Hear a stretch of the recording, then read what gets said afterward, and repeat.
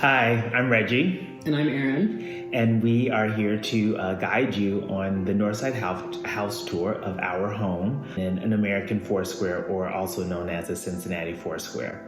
Our house is pretty special. We moved from Boston in 2015, and we were looking for a house, and we happened upon this house that we learned was done by an artist who also happens to be a home restoration person, and he commissioned several local artists to install works into the home as a part of the rehabilitation of the home. And so we bought the Square House, and we made a little book about it. If you're not familiar with Mark Dejong's work, he's restored several other houses in Cincinnati.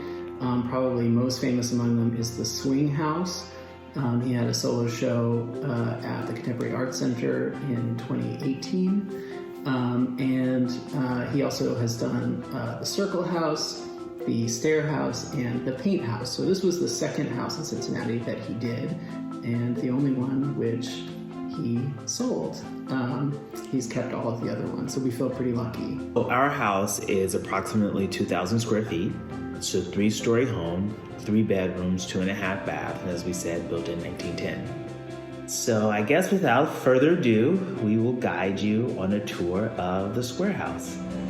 All right, well, welcome to the Square House. So you may be wondering why it's called the Square House. The house is a Cincinnati Foursquare, or an American Foursquare, and Mark really built upon that theme in thinking about the art and the way in which he restored the house. So we're looking at the living room first. And in the living room, you can see that we have the classic fireplace with the rookwood towels. And Joe Winterhalter debuted this work in 2013, and it was called, the title of the piece is called Leaving the 21st Century.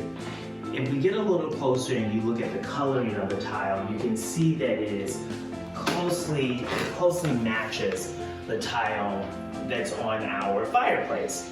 And so Mark, being the clever guy that he is, he asked Joe if Joe would think about reconfiguring his artwork to be placed in the foyer of our house. One of the caretakers built this custom table to fit in the space. Mark took all of the wallpaper and paint down to the most original wall, and he thinks about them as a time capsule, a snapshot of what was before. And so these little swatches appear throughout the house in various rooms as little reminders of the past. The home has the original leaded glass, and so as we pan past that, you can see the original leaded glass.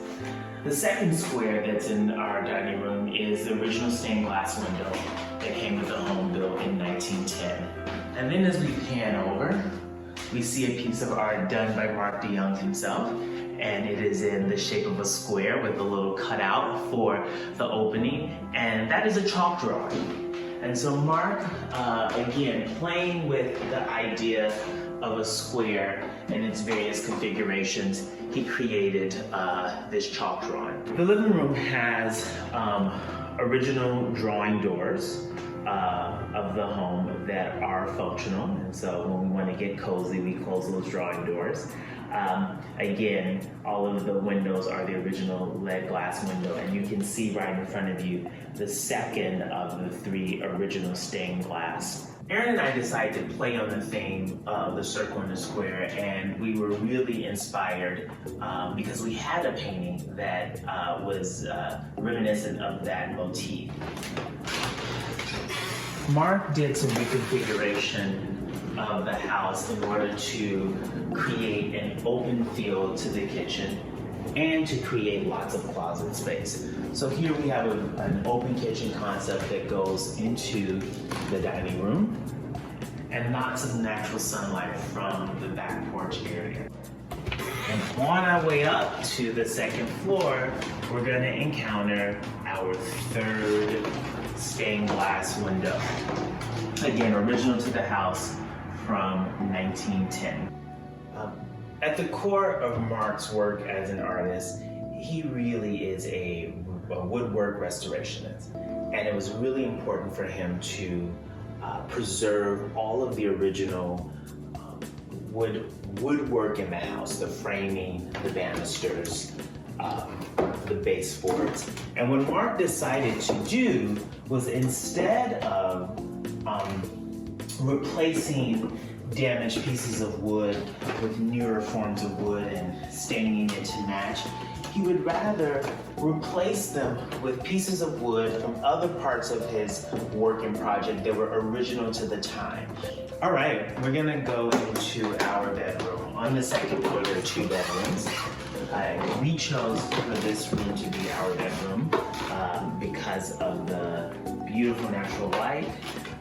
In this room here, we have another installation piece by an artist named Paige Williams. Paige Williams painted this archway. We're walking into the sitting room here.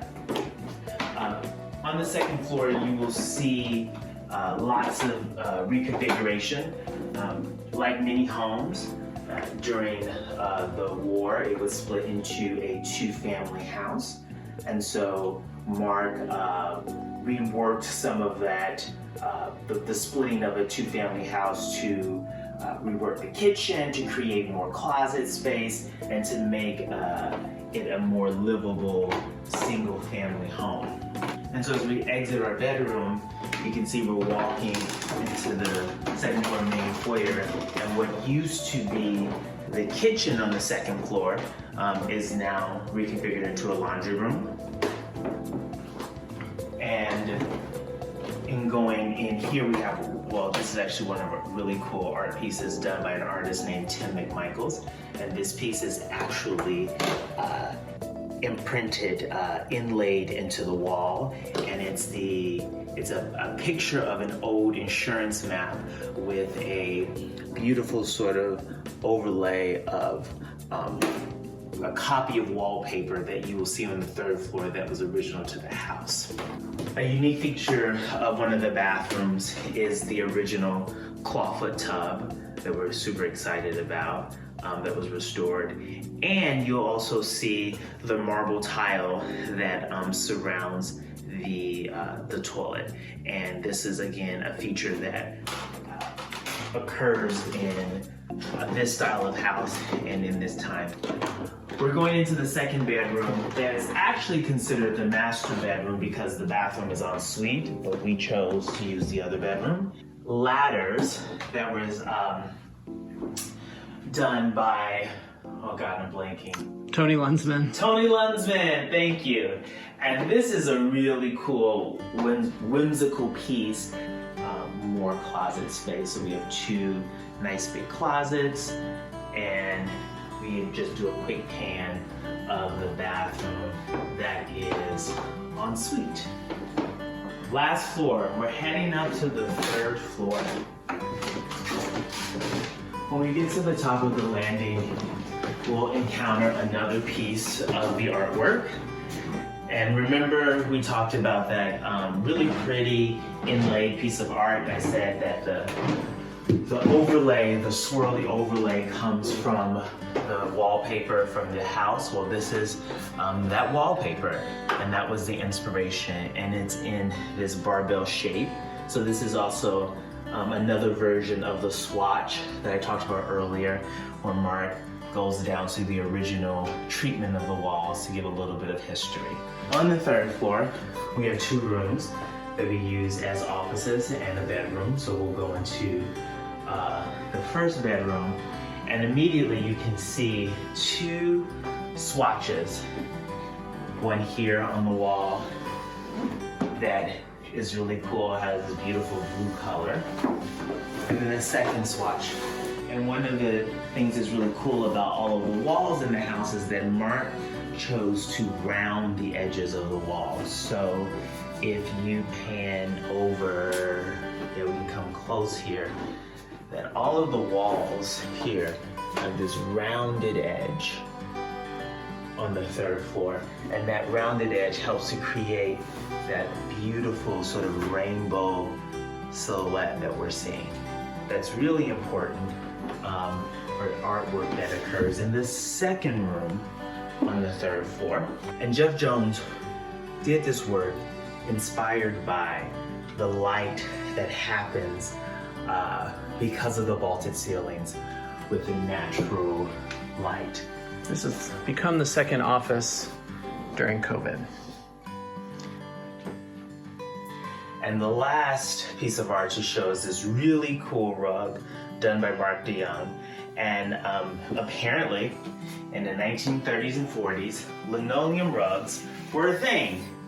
And so Mark took 2 linoleum rugs and he cut them up and reassembled them to create this new linoleum rug with that really cool cutout of the floral pattern. All right, well, that concludes the tour of our home. Hope you enjoyed it, and thank you for coming on the virtual tour of our Northside home.